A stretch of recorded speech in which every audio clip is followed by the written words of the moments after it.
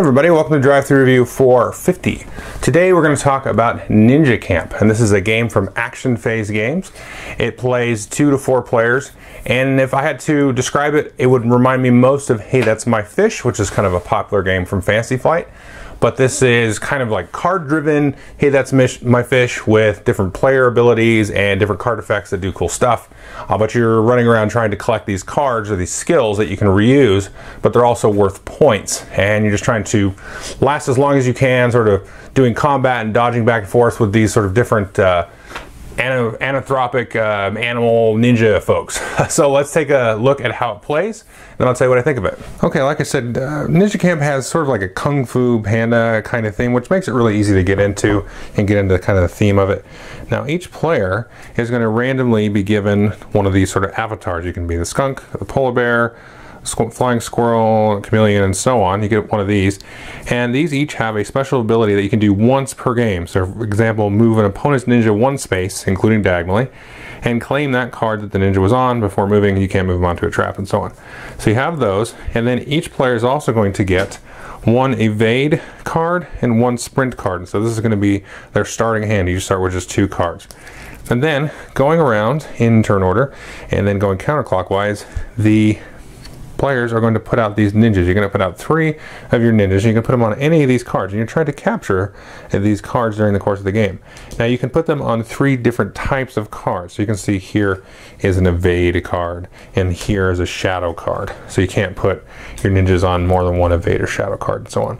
So we'll just put some out here sort of randomly. So there's an evade, an ambush, a sprint, and then we'll do the black ninja, and we'll put him on a dodge, and we'll put him on a ambush himself, and then also, let's see, a stealth. Okay, so it will be like that. And then on your turn, what you're going to do is you're going to play one of the cards in your hand. So you'll play the card and put it into your discard pile, and you'll do whatever it says. And so in this case it says, sprint, move in a straight line until you come to an edge and space, a wall, empty, or another ninja. So what happens is you've got these different cards out here. You can see I've got traps here, 2 traps there, 2 walls here. So if I was the white player, I would just go boom all the way to the edge. Now you don't get stopped by traps, but you get stopped by walls and other ninjas and empty spaces. So I moved from this card, so this is the card I take, and I add this to my hand. This also is going to give me 4 points at the end of the game. So now I've got in my hand an evade and another evade, but this one's worth points. And now this is another blocking space. So maybe the black player plays, let's say he plays evade, and this is move 3 spaces. You cannot move into the same space twice, which is a rule that you can't have, because you can't go like 1, 2, 3 or something. So let's say the black player moves down here, 1, 2, 3. 1, 2, 3 to the leap. I can't count there for a second. And then you take a dodge into your hand, and the dodge says move 1 or 2 spaces, including diagonally, and it's only worth a point at the end of the game. So you go around here and move around. Some of the cooler cards are like leap here, is you can move in a straight line over 1 or more empty spaces. So let's say this was gone, and this was gone, and I was here. You could play a leap and jump over that whole big empty space like so.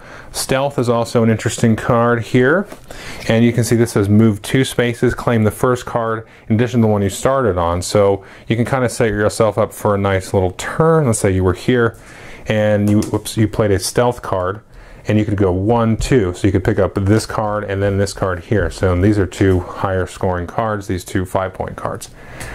So you keep playing until everybody has passed or they can't move. Now again, the other thing you can do on your turn, instead of playing one of your cards, is activate your special ability. You can do that once per game. One thing to watch out for, of course, are the traps. If you get these in your hand, they're just kind of dead weight in your hand, and you can get -1 point at the end of the game.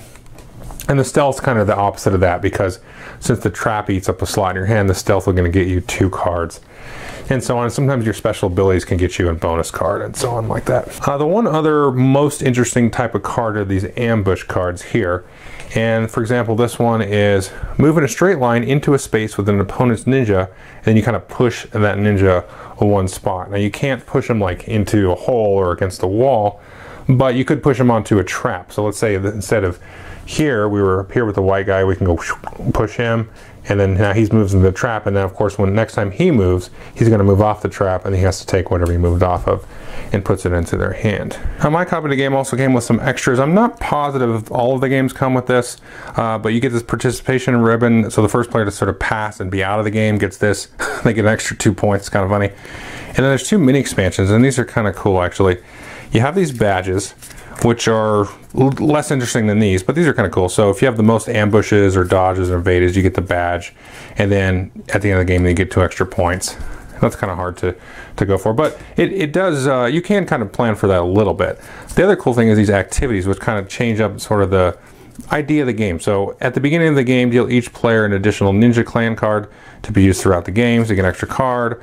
When you claim a dodge skill card from the training grounds, place the top card from the unused cards face up in the empty spot. So just things that kind of change up the game and stuff like that. So that's how you play the game. So it's a lot like Hey, That's My Fish, but it's got lots of cool special abilities and effects and things like that. Okay, so that is Ninja Camp. What I think of it? Well, I was kind of surprised. I really enjoyed this game quite a bit. Now, I do like Hey, That's My Fish. I've not reviewed it, but that's a really cool game as well. And that one, you're kind of moving these penguins around, and you're taking the little tile of fish, and there's like different numbers of fish that you get points for, and moving it, and then it kind of slowly crumbles or melts the iceberg or whatever that you're on. This is a similar thing. You move your guy, you take whatever points he was standing on, but instead of just like moving in different directions and trying to sort of just like checkers or chess it out, you've got these abilities. So sometimes you're a little bit considerate of like, I might take the stealth card, which doesn't give me any points, but oh, I'm in a good spot, or I'm gonna try to get myself into a good spot where I can take a 5 and a 5 or a 5 and a 4 and that kind of thing. And like I said, I do like the activities expansion. That kind of changes it up, so it adds a little bit more replayability to the game than like Hey, That's My Fish, which is a game I've liked, I enjoyed. I owned it one time and we played it several times, and just got kind of sick of it. This one I think will last a little bit longer than that for sure, because again, you have the dynamic layout, the traps, and the walls. Sometimes you don't get very many walls when you deal it out. Sometimes you get a lot. The same with the traps. And like I said, the different variability and the different player powers is pretty cool. So I think this is a great game, and it's going to work great with families and kids. But it's interesting and engaging enough that I will totally play this anytime. It's going to be great, like kind of lunchtime filler game and that kind of thing. So I would definitely check this out from Action Phase Games for sure. Thanks.